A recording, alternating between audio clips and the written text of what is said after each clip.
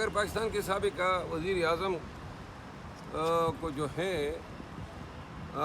وہ بتایا کہ ایک نے کان میں کسر کی بہت بڑا یہ جرم اس نے کر دیا، کیا کہہ سکتے ہیں؟ لیکن بہرحال مجھے خدشہ ہے کہ شاید اس میں بھی کوئی اپنوں کا ہی ہاتھ نہ ہو۔ بخاری اور مریم نواز کی املاک کے اوپر بڑی تنقید کی جا رہی ہے، اسے اردو صحیح نہیں لکھنا آ رہا تھا، آپ کیا کہیں گے اس کو؟ وہی خان کی بات ہے کہ یہ جاننے کی بھی کوشش نہیں کرتے ہیں، سیکھنے کی بھی کوشش نہیں کرتے ہیں۔ بہرحال وہ میں نے بھی دیکھا ہے کہ کس انداز سے وہ لکھ رہی تھی، تو جو سفارشوں پہ میڈیکل کالجوں میں داخل ہوتے ہیں ان کا پھر یہی حال ہوتا ہے، اور جو ذیلی طریقے سے وزیر اعلیٰ بنتے ہیں تو پھر یہی ہو سکتا ہے۔ بھی اڈیالہ جیل سے آ رہا ہوں اور میں چاہتا تھا کہ آج خان صاحب سے ملوں، لیکن جب میں وہاں پہنچا تو اس وقت ٹرائل ختم ہو گئے تھے۔ آج بڑی قلیل مدت کے لیے انہوں نے ہیئرنگ کی تو میں نہیں مل سکا ہوں۔ ریکویسٹ کروں گا کہ جو لوگ الزام لگا رہے ہیں ان کو میرے سامنے بیٹھا دیں، تاکہ دودھ کا دودھ اور پانی کا پانی ہو، ثابت ہو جائے کہ خان کے کانوں میں زہر گھولنے کے پیچھے کیا محرکات ہیں۔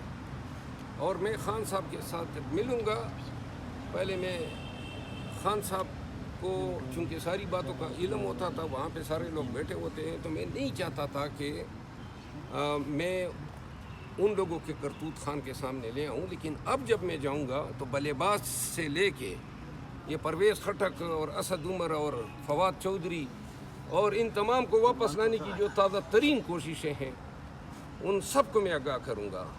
یہ ان لوگوں کو واپس لا رہے ہیں جو اسٹیبلشمنٹ کی ماں پہ ہم سے گئے تھے، اور جنہوں نے خان کے خلاف جو ہیں ہردہ سرائیاں کی، پارٹی کے خلاف بیانات داغے، نازک لمحات میں خان کو چھوڑا، ڈچ کیا ہمیں، اور اب جو ہیں وہ ان کو واپس لا رہے ہیں۔ دوسری بات یہ ہے کہ پارٹی کے اندر بعض لوگ ابھی بھی ان کو خارش ہو رہی ہے۔ وہ شہباز گل بول رہا ہے کہ بھائی مروت صاحب تو پارٹی میں اس وقت نہیں تھے جب فیض ہو۔ بھائی گل صاحب ذرا تاریخ پڑھو، میرا باپ، میرا دادا، ورنہ لکی کا گزٹیئر اٹھا کے دیکھو ضلع بنو کا، وہ سیاست میں تھے اور پاکستان سے قبل میں تھے، اور میں پی ٹی آئی میں اس وقت سے تھا جب آپ امریکہ میں شاید کوئی کیا کر رہے ہوں۔ کبھی میں نے زبان کھول دی تو بہت مشکل میں لوگ پڑ جائیں گے، تو لہٰذا میرے حوالے سے اپنی زبان کو اور اپنی خارش کو تام کے رکھو۔ ان کی تیاری کے لیے عبادات میں مصروف ہیں، خدا سے گناہوں کی معافی مانگ رہے ہوں گے۔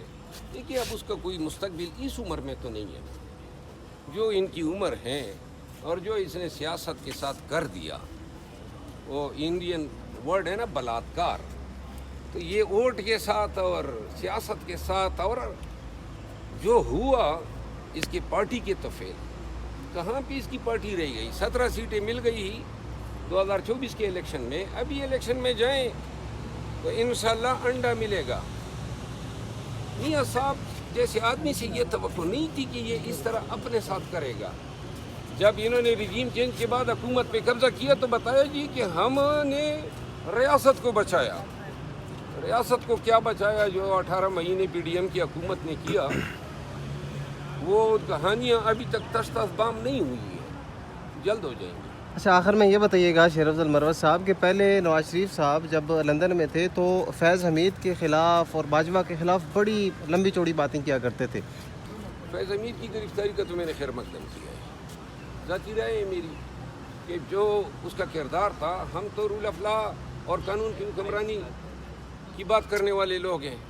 ایجنسیاں اگر سیاست میں اس طرح کا کردار ادا کریں گی اور اپنے لیے ایجنسی کے ہیڈ کے سیٹ پہ بیٹھ کے لوگوں کو بتی کے لیے اور تاوان کے لیے اغوا کر کے پیسے بٹوریں گے، تو ایسے لوگوں کا سدباب ہونا چاہیے، احتساب ہونا چاہیے، قانون اور انصاف کے کٹہرے میں ان کو کھڑا کیا جانا چاہیے، چاہے وہ لیکن ملوں گا، میں ضرور بتاؤں گا سب، یہ ان کو میں بتانا چاہتا ہوں، ملوں گا اور خان کو بتاؤں گا کہ بھائی یہ جو لوگ ہیں یہ کیوں اتنے مجھ سے جو ہیں وہ بے آرام ہیں، بے چین ہیں. پاکستان تحریک انصاف کا ورکر اگر کسی سے نفرت کرتا ہے تو ان لوگوں سے نفرت کرتا ہے جن لوگوں نے خان کو آڑے وقت میں، تکلیف کے وقت میں، کڑے وقت میں چھوڑا.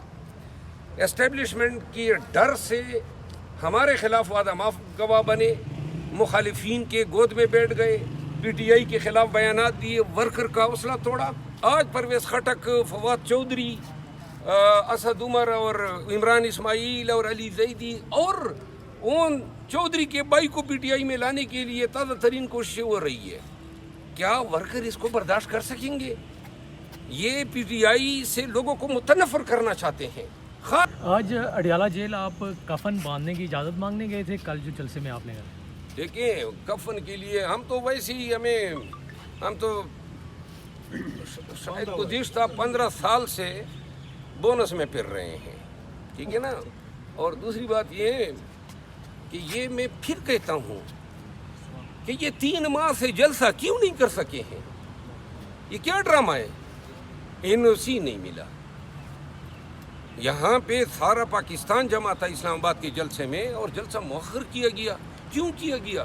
خان صاحب مجھے کہتا نا، میں نے خان صاحب کے لیے 9 مئی کے بعد جلسے کیے، پورے پاکستان میں کیے. کبھی وہ مجھے کہتا نا کہ اجازت لو، کبھی مجھے کہتا نا کہ بھائی 80 جلسے ہم نے کیے، کنونشن کیے.